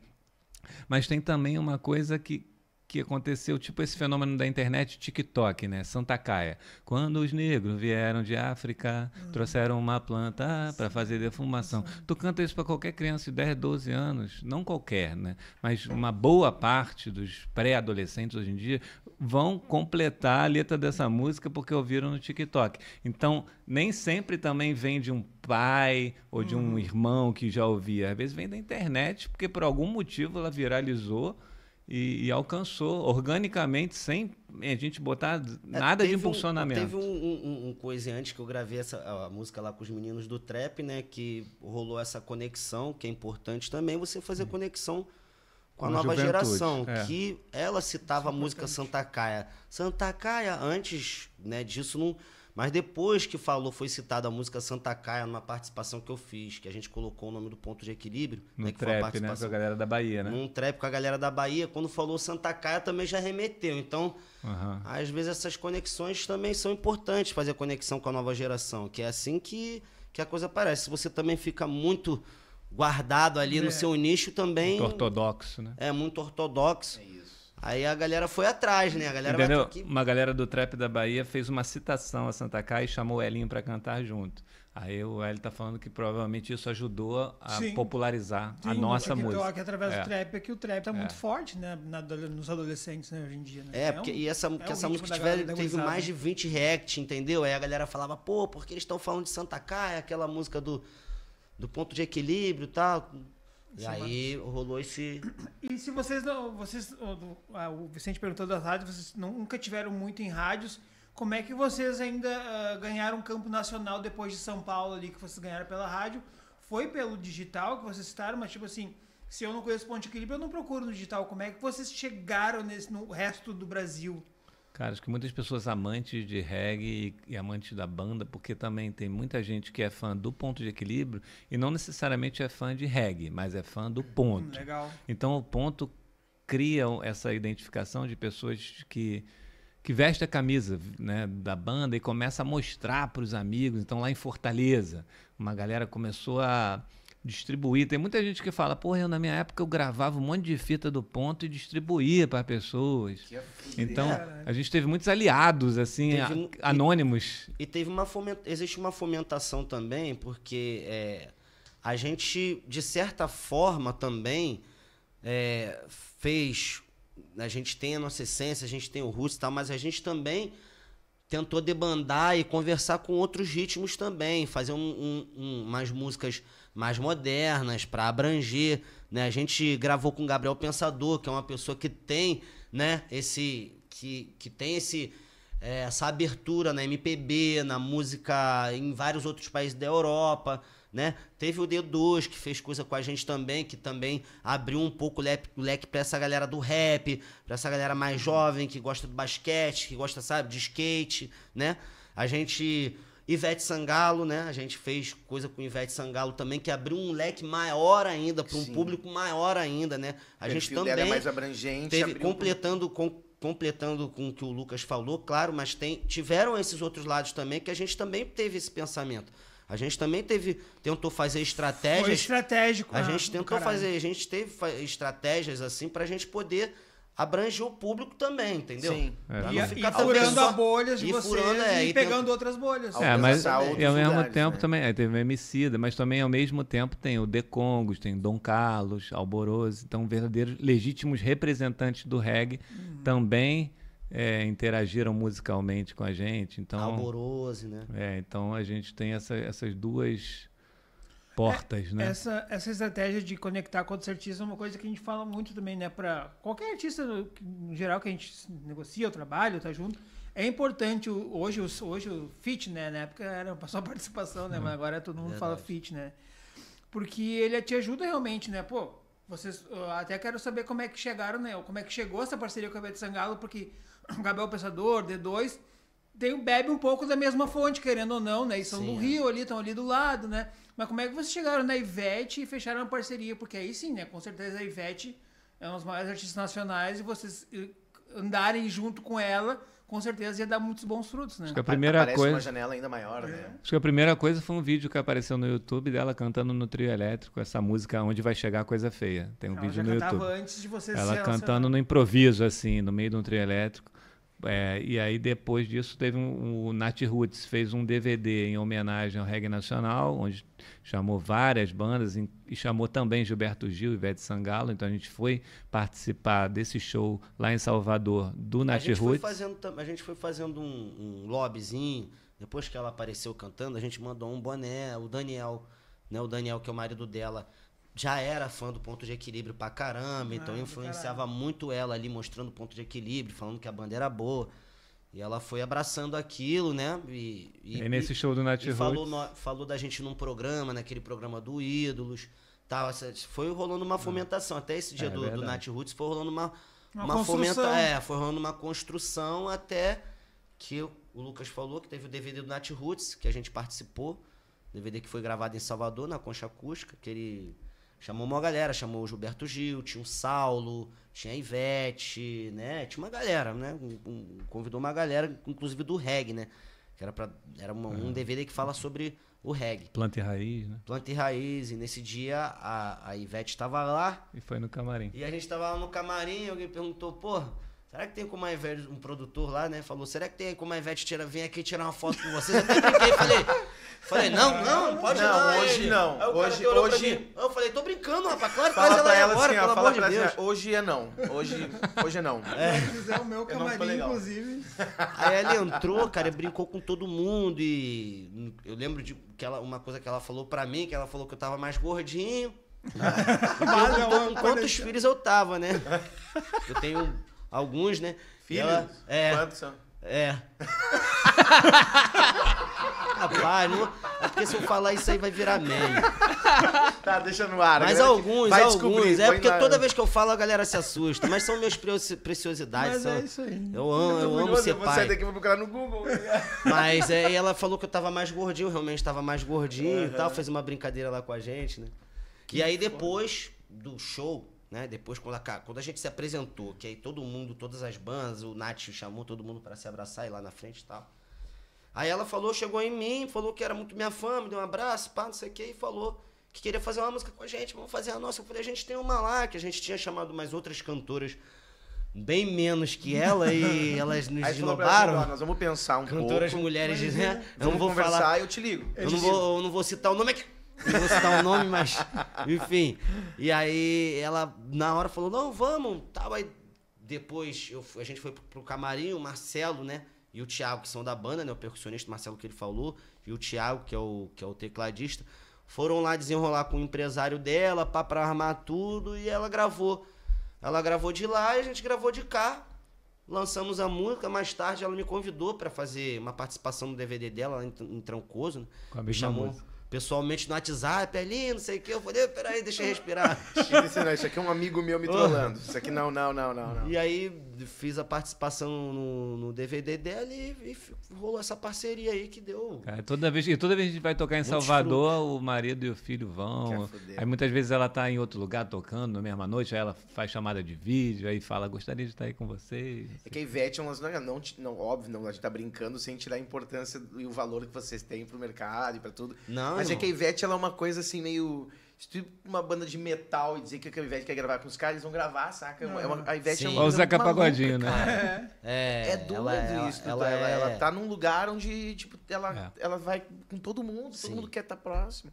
É muito carismática. E ter esse, né, uma pessoa que nem ela querer fazer algo contigo deve ser uma coisa sempre fala muito bem, ela sempre fala muito bem do ponto de equilíbrio, ela sempre fala que é fã. Quando ela me chamou pra subir lá no palco, eu vou chamar uma pessoa que eu sou muito fã, ali, ponto de equilíbrio. A importância, né, desses artistas nessa posição, né, como eles são no Brasil, ajuda, que ele falou, tipo, outras cantoras menores que não deram... Não quiseram gravar. E a Ivete se ofereceu pra cantar, né? Essas cantoras eram Quem é? Mas aí a Ivete... Qual é o nome mesmo da primeira? Mas a Ivete e o Zeca Pagodinho são criaturas, né, assim... muito quase queridas, né? Por todos os gêneros musicais. Né? Eles são inclusive o Zeca foi no ensaio nosso uma vez. É mesmo? Ele entrou de supetão lá no nosso ensaio. Mas ele cantou com vocês também? Ele não, só ficou lá dançando lá. Que do caralho. Na verdade, ele tava procurando um lugar legalize, né? Pai, ele achou. Tá tocando uma banda de reggae, eu vou entrar aqui. Ele falou, tem uma banda de reggae, então aqui eu posso. Aqui que eu vou. Achei um canto pra mim. Zeca, perdão. Nem sei se eu podia explanar isso. Se for, pelo amor de Deus, me perdoa. Pelo amor de Deus, me perdoa, eu te amo, tá? Olha, falar, curti um reggae só, velho. Cara, mas cara, 98% dos artistas não conhecem, não falam, né? Não falam, que é bobagem, né, cara? Que bobagem. E, cara, tô sacando um lance, assim, que eu queria... é muito ruim a gente pensar em 1 hora, né, cara, de fazer o podcast, mas... A gente tem tanta coisa pra perguntar pra vocês de fã, de curioso, tipo, nossa, 50, assim, cara, vambora, mas... Não é nem perguntar, cara, tipo assim, eu tô construindo toda essa imagem na minha cabeça de tudo que vocês vêm falando, né? E aí, de uma forma, assim, não despretensiosa, mas vocês faziam com tanto amor o reggae de vocês, tipo, não tô preocupado em fazer sucesso não sei o que, e aconteceu, saca? Tipo, naturalmente, tudo isso aconteceu sem muito plano, sem muita estratégia e tal, até, claro, chegou no momento que agora a gente precisa fazer algumas estratégias, mas e hoje, assim, com esse lance de internet, cara, que é tão importante pra todo mundo, né, que tinha uma fita demo, tinha um CD demo, eu contei a história aqui pro outro cara aquele dia que a gente escreveu um release, escreveu o que era a história pra não entregar pra alguém, tipo, a maneira que tu tinha de aparecer pra alguém ou de buscar uma oportunidade era com release e um CD e tal. Hoje não, hoje a internet é a principal ferramenta de acesso, não só aos fãs que já existem de vocês, mas para novos fãs, né? E existe hoje, assim, como vocês enxergam a internet no trampo de vocês, assim, se é importante ou não, ou se é de uma forma também... Tipo, despretensiosa como era no começo. Vocês usam a internet como ferramenta a gente tem que acessos. Se adaptar, né? A gente tem que se adaptar. É uma adaptação um pouco chata, assim, né? Às vezes até um pouco cruel. Pra gente que vem de uma fase que nascemos final dos anos 70, começo dos anos 80 ali, né? A gente nasceu... Eu nasci nos anos 80, acho que o Lucas no final dos anos 80. A gente nasceu... A era analógica. Entendeu? Né? Era analógico. A gente não existia nem telefone celular, era telefone em casa, entendeu? Não existia nem sinal também, de alguma coisa parecido com internet. E nos anos 90 também, que foi a nossa adolescência, né? Que é o boom, né, da sua vida, né? Que você tá descobrindo, pá. A gente estava sempre em tudo que é lugar. Não existia resquício de internet. A internet foi aparecer ali no Brasil, quando eu já tinha meus 18 anos de idade, que eu fui ver um chat, pelo menos eu, né, de internet na minha frente a primeira vez, um computador. Então, assim, a gente tem que aprender a se adaptar e a gente usa a internet, sim, claro, é uma das maiores ferramentas que a gente tem hoje em dia, né? A gente tem pessoas para trabalhar pra gente nesse meio, a gente tem que estar fomentando, a gente tem que estar falando sobre aquilo, né? Na nossa mídia, uma pessoa que fica mais de frente até com um rapaz da mídia, até o próprio Lucas, mas estamos ali sempre juntos, tentando fomentar. No momento, a gente está até um pouco devagar, estamos procurando dar uma... Mas sempre fizemos, desde que começou isso, a gente esteve inserido. Não como é a juventude, como são os nossos sobrinhos, os nossos filhos, né? E a galera da geração deles, que já nasce naquilo, né, mano? Então a galera, porra, tá muito mais à frente. A gente fica um pouco... Primeiro que a gente já tá velho, né? Calma. Não, calma. Velho assim, que eu digo assim, no bom sentido, né? Já somos cascudos, né? Eu tenho 44, o Lucas tem? 45. Tem 45, então assim, já estamos numa coisa assim que a mente, né? O HD já tá meio cheio, né? Enfim. E a gente não tem férias, então o HD só enche. Mas a internet exige realmente que agora você tem que saber editar um vídeo, você tem que saber, enfim, produzir conteúdo. Então como a Elinho falou, às vezes é até um pouco cruel. E tem também a questão do algoritmo, da necessidade de impulsionamento, enfim. Vocês pensam nessas piras estratégicas, assim, também, tipo... Hoje em dia a gente vê tanto assim, galera, vou lançar música tal dia, porque tal dia ele é não sei o quê, tal horário, e a lua vai estar cheia e todo mundo vai ouvir. Sim, a gente trabalha muito, Pensam cara. nisso, sim. A gente trabalha muito, tá entendendo? A gente trabalha, assim, diariamente e com certeza a internet é uma das nossas principais ferramentas ali. A gente pensa muito em como se inserir, né, nesse meio e tal e tudo mais. Eu acho até que nós, assim, no meio, digamos assim, no nosso nicho do reggae, de bandas que são da nossa geração, acho até que a gente tá aí hoje também, né, muito, aparecendo muito, porque a gente trabalha bastante, a nossa imagem, trabalha bastante ali na internet o máximo que a gente pode, né, da realidade que a gente vem, né, trazendo da realidade que a gente vem, porque tem muitas bandas que acabam sucumbindo porque não conseguem acompanhar essa coisa que, assim, que é muito ali, né? É o tempo todo, é full time, né, irmão? Full time. É troca, é resposta, porque o público não para. Nosso público só cresce e os seguidores também, com o tempo, eles vão crescendo. E a própria ferramenta exige que tu esteja presente para ela te entregar mais. Então, e a forma que tu tem que se manter conectado. Não tem como fugir disso. Não tem como fugir disso. Vocês quanto tempo vocês falaram que não vinham a Porto Alegre há um tempinho?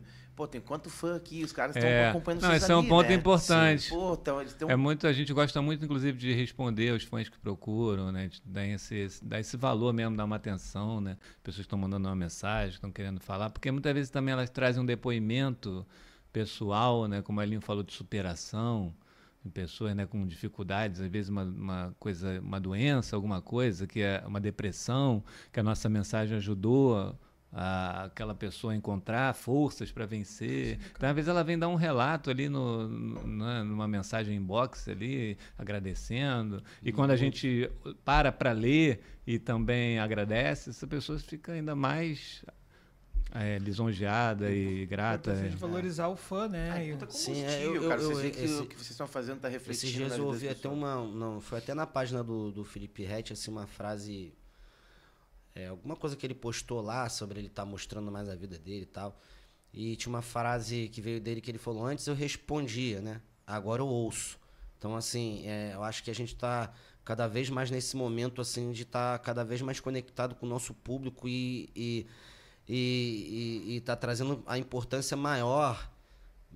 É a nossa mensagem, entendeu? É isso, essa família, a nossa família, tudo que a gente construiu, que não é só a música, não somos só nada da banda, é tudo que o Ponto de Equilíbrio representa, né? A gente não tem ninguém que tenha que respeitar mais isso do que nós que somos integrantes, né? Que a gente que faz a máquina, né, engrenar, enfim, mas... E eu queria ver uma coisa com vocês, e aí, sobre o reggae, né? Porque, tipo... O reggae ele nunca foi um estilo mainstream, né? Em qualquer parada, tanto que vocês falaram que vocês não tocam tanto em rádio. Vocês não tocaram tanto em rádio, né? Até realmente não lembro de ouvir muita música do Ponto em rádio, pelo menos não aqui no Rio Grande do Sul, obviamente. Mas existe ou tem... Pior que aqui a gente tocava... Pior que aqui era um lugar onde a gente tinha abertura na rádio. Na Atlântida. Cara, a Atlântida tocava bastante. Vocês... Eu não lembro muito. Ipanema. É que a Ipanema ela é uma rádio que... É um caso à parte. Caso à parte, porque a Ipanema foi isso é uma coisa bastante característica daqui de Porto Alegre, porque Porto Alegre respira bastante cultura, né? Como em muitos outros lugares do Brasil não rola, né, cara? E a Ipanema deu muito... A Ipanema foi uma rádio que ela abriu para muitas bandas nascerem e crescerem. Era uma rádio que estava fazendo uma coisa que nós não fazíamos, que era dessa... parecia... Alguém me citou, não sei se foi não sei quem do Rio me citou, que parecia a Rádio Fluminense do Rio. É uma rádio mais que dava abertura mais para outras bandas, Pode né? crer, pode crer. E a Ipanema fazia muito isso, né? Muito, muito mesmo. Então ela foi uma rádio que lançou várias bandas, né? Mas o que eu queria falar da cena, né? Da parte do reggae, assim, existe por mais que o reggae não esteja no mainstream, existe ainda uma cena do reggae que existem bandas lançando, vocês conseguem ter base ainda, ou só existem bandas dos anos 90, dos anos 2000 e a gente vê pouca banda crescendo, nascendo, porque não tem mais uma estrutura de cena do reggae rolando no Brasil. Novas bandas. Principalmente. Sim, atualmente bem menos do que já rolou há, sei lá, 15, 20 anos atrás, né? Acho que não é só o reggae, acho que banda de forma geral. Eu lembro que quando eu era adolescente na escola, tinham várias bandas acontecendo, né? Em cada turma tinha alguém tocando um baixo, uma bateria. Eu acho que hoje em dia também a coisa migrou um pouco. Eu acho que os jovens não tocam tanto instrumentos, né? Aí a coisa mais de criar um beat no computador, que já vai mais pro trap, né? Então acho que ter uma banda não é uma coisa que está tão em alta, né? Quanto já teve, não só no reggae, mas de forma geral em outros gêneros também. Não sei, é uma impressão que eu tenho. Já vai ter um papo sobre A isso gente aqui, discute né? às vezes isso, né? É legal toda essa visão, porque a gente notou também um pouco que estilos musicais que dependem de banda, o rock, o reggae, daqui a pouco, né? Eles tendem a não ter novos artistas crescendo, porque hoje está muito individualizado também um pouco pela facilidade de tu estar no teu quarto e criar um beat e lançar um som teu, né? Sabe que em 10 minutos o cara pode fazer qualquer coisa ali no computador. E também pela individualização das redes sociais, né? Hoje o cara é muito solo, né? Antes rola muita gig, né? Gig, tipo assim, porque até os artistas que fazem um beat eletrônico, quando eles vão pra estrada, né? Eles querem levar uma banda, né? Muitos, não todos, mas a maioria uma hora quer fazer uma banda, quer levar uma banda pra tocar com DJ e banda. Assim, músico, gig tem. Agora, banda, que é aquela coisa que você forma, né? No colégio, entendeu? sabe? Isso aí realmente... Vamos montar uma banda que tu toca bateria e tu... vamos, isso não existe. Mas tem a ver isso com o que ele falou, da individualização que a rede social faz. O perfil é individual. Então, a pessoa talvez não tenha tanta paciência de gerir uma carreira levando em consideração a opinião do outro. Porque a gente, né, nós somos 5 pessoas. Qualquer decisão que a gente vai ter, nós vamos ter que debater em grupo de WhatsApp, em chamada de vídeo, em conversa presencial. Então, qualquer passo que a gente vai dar, ele demora um tempo para se concretizar, porque até ele ser definido, tem debates. E no meio desse debate, alguém muda de opinião. Sim. Então, é muito mais fácil tu fazer sozinho, que tu faz o que tu acha e pronto, né? Então, acho que talvez a geração atual esteja mais imediatista nesse sentido, de não querer perder tempo, entre aspas, tendo que... E não só para os músicos, como para os produtores e empresários também, né? Que é muito mais fácil você lidar com um do que lidar com uma banda, né? É verdade. Produto, claro. Maravilhoso. O Atos é baixista aí, quando vocês precisarem. O Atos manda muito, sabe tudo. Valeu, Atos. Sabe tudo de reggae. Groovear é uma Manja grande muito banda. aquele ali, velho. Manja muito. Maneiro. O Atos. Mano, Atos. Então, mas aí essa banda Groovear é boa demais. Não, é boa, tem bastante banda boa, né? Só que daí a gente vê a dificuldade, porque e lugares pra tocar, assim, vocês obviamente vêm tocar sempre na Opinião, agora vão tocar no Araújo, que né, um lugar gigante e merecedor de vocês estarem lá. Mas os lugares também, tipo, existe locais de reggae no Brasil? Tipo assim, um bar de reggae, um local onde já desmontou isso e toca na Opinião onde toca tudo, toca na Araújo onde toca tudo, ou tem pontos de reggae? Dependendo do estado tem, mas você vai ver. No Canoa Quebrada tem a Freedom Bar. Que não é uma casa de show, né? Não é uma casa de show, mas é um ponto de reggae, onde recebem artistas e tal, né?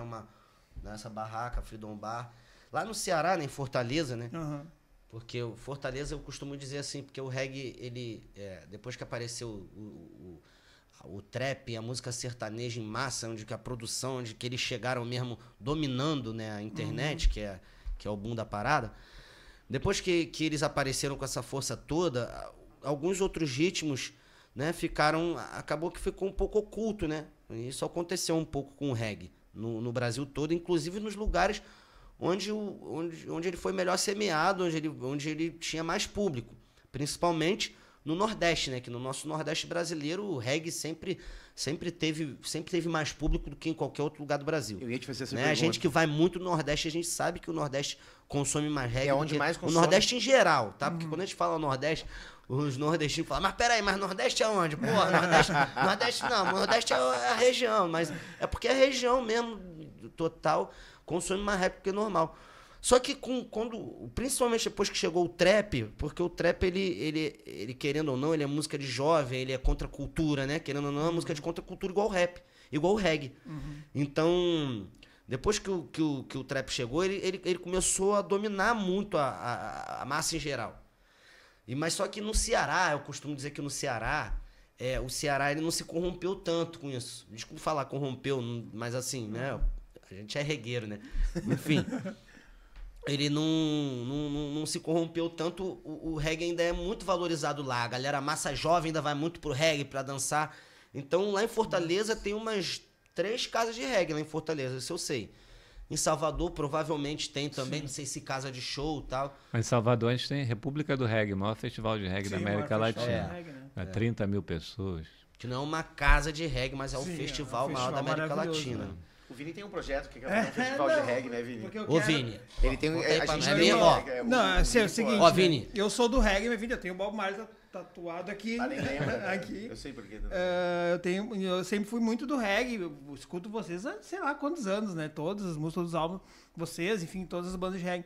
E aí aqui no Sul é muito difícil, pô, vocês não vêm aqui há quanto tempo?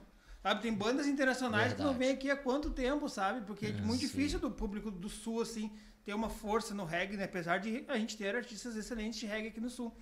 E aí eu já venho há um ano e meio falando pro presidente, eu quero fazer um festival de reggae no Rio Grande do Sul. Ele tem toda a label, ele tem nome, tem uma apresentação, tá tudo pronto. A gente vai escrever Tá sendo inscrito na lei Rouanet aí, pra gente escrever uma colocar Rouanet. aí. Estamos atrás de Irado. patrocinador Porra, pra fazer criar um Que bom. festival. Nem que seja primeiro um dia, 3 bandas. Depois de 2 Vamos dias, crescer. 10 bandas. Legal. Vai dar Festival certo. só de E reggae. com certeza vocês são a primeira do line-up É, lá, né? Vai, maravilha. vai dar certo, vai Não, dar vai certo. dar. Tá profetizado. Ó, Porque eu quero muito criar Cara. essa tendência aqui no nosso estado, né, na nossa região, principalmente metropolitana aqui, de trazer um festival pra cá de reggae com bandas também para que as bandas daqui se apoiem nas bandas nacionais, né, com mais nome, para poder fomentar a cena daqui.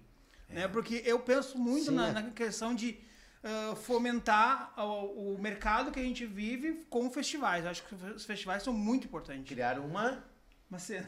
É que eu sempre brinco aqui da cena, né? Que a gente vê que coisas que aconteciam cara, antes, que a isso é galera muito se juntava. importante. Por isso que eu perguntei de bares, né? Aqui no Rio Grande do Sul, aqui em Porto Alegre, tinha o Garagem Hermética, onde o rock se juntava sempre lá. Fresno nasceu lá, Cachorro Grande nasceu lá. Então, tipo assim, as bandas nasceram em locais onde se convivia esse tipo de som, sabe? Sim. E isso tá se perdendo. Uma por causa- cena é muito importante, cara. Uma cena e conexão, né? Conexão com a rádio, conexão com a casa, conexão com podcast, conexão. Isso é a cena, né? A coisa que na Europa rola, o reggae, a cena do reggae na Europa é forte e ela não cai nunca, né, cara? Exatamente. Porque é mais do que som, é um estilo de vida, é uma forma de enxergar a realidade. Então você tem que estar vivendo aquilo realmente. Então uma coisa também trazendo uma lembrança antiga importante nossa, que a gente falou do Sana, né, que é um local de cachoeiras e tal, que existe lá o Jamaica Camping, que foi fundado pelo já falecido, saudoso Raiz Jorge Macandal, que é um Rastafari referência, mais velho do que a gente, que tinha um espaço de camping e tal. E ele, inclusive, fez um palco no camping, quando a gente estava começando, pra gente poder tocar. Então, assim, ele, da mesma forma que o Johnny B. Good lá em São Paulo, o Macandal também foi um grande potencializador e incentivador, né? Quando a gente não estava começando a ponto de criar um palco para que a gente pudesse se apresentar. E era um lugar que respirava o reggae, todo o camping temático. Uma mística também. Entendeu? Então um isso é lifestyle, muito né? importante. Toda uma geração que passou por ali, bebeu naquela fonte e... Já é uma parte, né? É uma parte que toca o coração, já é uma parte emocionante, essa parte que o Lucas toca aí. Então, se quiser chorar, não tem problema, dá uns cortes legais. Porque fala de um momento muito importante, muito místico, e fala também do Macandal, que é como... costumo falar, é como um pai pra mim, como um pai pra muitos... muita galera, não só do reggae, como uma galera que passou lá pelo camping, que chamava ele de pai, padrinho, uma outra figura muito importante, né? Tanto nas nossas vidas como para a cultura Rastafari no Brasil e o reggae, né? Esse tipo de pessoa aceleradora ou, né, não tem poucos hoje, né? Ou esses tipos de locais, né? Que tu vai lá e vive aquela cultura, né? Isso tem pouco hoje, até muito pela individualização. As pessoas não se juntam mais em locais, né? Hoje mal se sai, né? As casas fecham 10 horas, 11 horas da noite, tá tudo sendo fechado hoje em dia em qualquer lugar do Brasil, né? E é esse cara que o Vinícius vai ser, vocês vão ver. Eu não quero ser esse cara. Vocês vão voltar pra tocar no festival e vocês vão lembrar do que a gente tá falando aqui. Eu só quero que o reggae... Esse é o profeta, hein? Ó, não, nós já vamos escrever, a gente desenvolve projetos aqui, né? Nesse local aqui onde a gente tá e tal. Sim, tá sim. Pronto, nós vamos fazer. Fé, porque, porra, vários festivais aqui no Rio Grande do Sul, a gente vê por que não... Quando vem ou nem vem uma banda de reggae, assim, saca? É festival de tudo que é coisa e não tá rolando. Tem uma galera desassistida aqui, sacou? Sim. Exatamente. E a gente sempre pensou no seguinte, cara, a gente precisa assistir essa galera, o Vini principalmente, que é o mentor de tudo isso. E a gente sempre falou, cara, vamos fazer um festival que é o seguinte, cara, se a gente conseguir trazer 3 bandas, assim como Ponto de Equilíbrio, que tem um reconhecimento nacional e etc., nós vamos botar os caras pra tocar, depois vai tocar um local que tá começando, depois um cara mais conhecido, um cara que tá começando. Nós vamos tentar fazer um lobby lá atrás desse palco, cara, pra dar palco pra esses caras, pra eles terem... Talvez a gente fale assim, será que esses caras fazer um show, abrir o show do Ponto, vai acontecer, ele vai ter... É uma questão de oportunidade também, mas de viver esse ambiente, sacou? De dividir esse espaço com vocês, de ver vocês nos bastidores, de estar ali num camarim compartilhado e trocar essa ideia e dizer, cara... Saca? Isso é importante pra turma que tá começando, assim. Porque é referência, sacou? Claro. É combustível. Dizer, porra, eu dividi o palco com Ponto, velho. E foi massa, registrei isso. Tipo, os caras no camarim. Nós passamos por isso já. Trocamos ideia com os caras. Isso aí. E aí começa essa parada, né, vindo de cena. E não só 2 empresários ou produtores, seja lá o que a gente seja. De dizer pros caras pegaram uma lei, fizeram um puta festival, trouxeram 5 bandas estouradas, ganharam a grana deles e foram embora. Não é isso aí, mano, tá ligado? A ideia festival não dá grana. É a gente poder também dar esse espaço pra essa galera que tá começando, como vocês começaram há 25 anos. Dizer, pô, eu toquei com os caras. E dá oportunidade pro público de viver essa experiência. Isso também. Exatamente. Esse lifestyle, viver essa cultura. Ambiente, é isso, sabe? Esse ambiente. É isso. E pro artista local que tá começando, principalmente, né, mano? Todo não. De estar ali junto, né? O cara que não pôde tocar naquela edição vai tocar na outra, mas estava ali. Acompanhou, viveu isso, e aí a cena volta, né, mano? Eu acho que tu vai ser o Miranda do reggae aqui no Rio Grande do Sul. Não é isso. Miranda é um ótimo cara.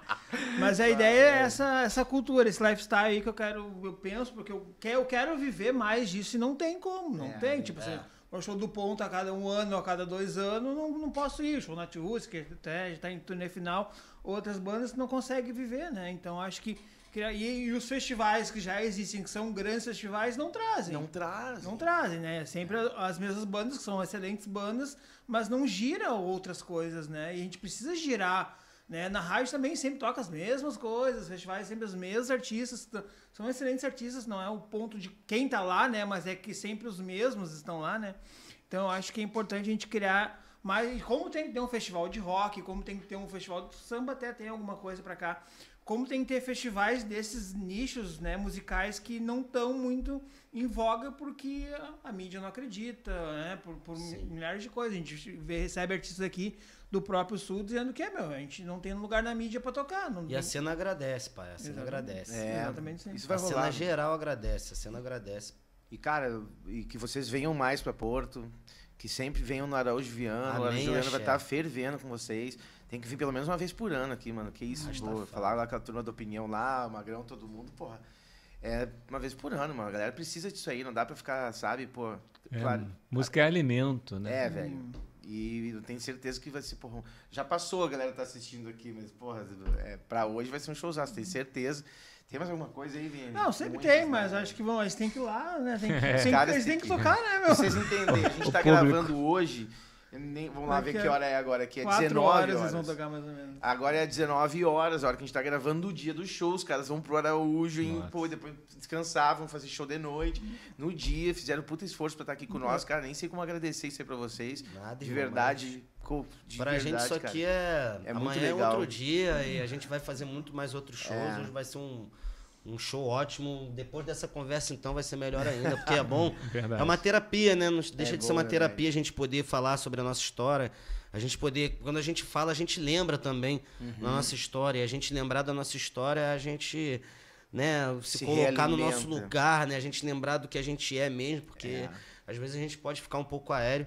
Esse tipo de troca de ideia com, caras como vocês que trocam uma ideia da forma como a gente quer trocar e a gente tá à vontade para falar como a gente quer falar sobre o ponto de equilíbrio, que é a coisa mais importante das nossas vidas, com certeza. Então, enfim, é isso, rapaziada. Tive um amigo hoje que falou algo parecido pra mim. Ele disse assim, pô, tô te vendo meio tenso. Cara, tô preocupadaço, cara, com o futuro. Eu disse, meu, calma, não olha tanto pro futuro, mano. Dá uma olhada pra trás, 5, 10, 20 anos atrás, quem tu era. Te enxerga, vê onde que tu tá hoje. Esse papo é muito isso, né? De a gente poder, fazer uma viagem e dizer assim, eu passei por alto. Você vê que tá tudo muito bem, tá tudo ótimo, tá tudo encaminhado, tá tudo lindo e perfeito, bom, né, na verdade. Agradecer o dom da vida, né? A gente andou e é isso, e a vida girou. É isso. Que filósofo. Rastafari. Cara, muito obrigado. Valeu, mano. Valeu, Elinho. Valeu, meus amigos. Obrigado, cara. Aí. E, sejam sempre... Tá na Gig. Tá na Gig Podcast. Sejam sempre bem-vindos em Porto Alegre, Rio Grande do Sul e aqui com a gente, cara. Maravilha. Gratidão. Eu sei que vocês vão voltar antes aí, mas ainda vão voltar no nosso festival, pode ter certeza. Vamos mesmo. Mano, Atos hoje ali nos comandos dos cortes. Valeu, Atuzão. Ó, já mandei logo o Atuzão, já inventei logo um apelido, que eu sou desses. Joga bola pra caralho. Geralmente quem joga baixo. Quer dizer, joga baixo. Joga baixo. Joga alto. Toca bola. Não, pior que assim, né? Quem comanda ali as picapes geralmente é o Felipe, né? Daí hoje ele tá como tour manager de um outro artista, daí a gente tava sem, né? Ele disse, quem que vai chamar The Watts? Bah, meu, o ponto de equilíbrio vai lá, me bota nessa, né? Eu disse, não, tá, então é tu hoje. Não, só me mostra ali onde é que eu aperto, eu vou, vai foder, cara. Gurizada, muito obrigado. A galera que tá com nós aí também no outro lado. Eu te falei, né? Eu avisei, eu profetizei que ia ser um baita papo, inspirador. Olha a história dos caras, olha como eles viveram essa história de forma tão lindamente, cara. E, porra, todo mundo tem essa oportunidade porque a gente tá vivo, ponto. Todo mundo tá vivo, estamos com saúde, mano. Todo mundo tem todas as oportunidades estão aí pra gente batalhar e chegar onde a gente quer, né, mano? É verdade. Os caras chegaram, vocês podem chegar também. Todos podem. Valeu, gurizada. Valeu, tamo junto. Tá na Gig com ponto de equilíbrio. Valeu.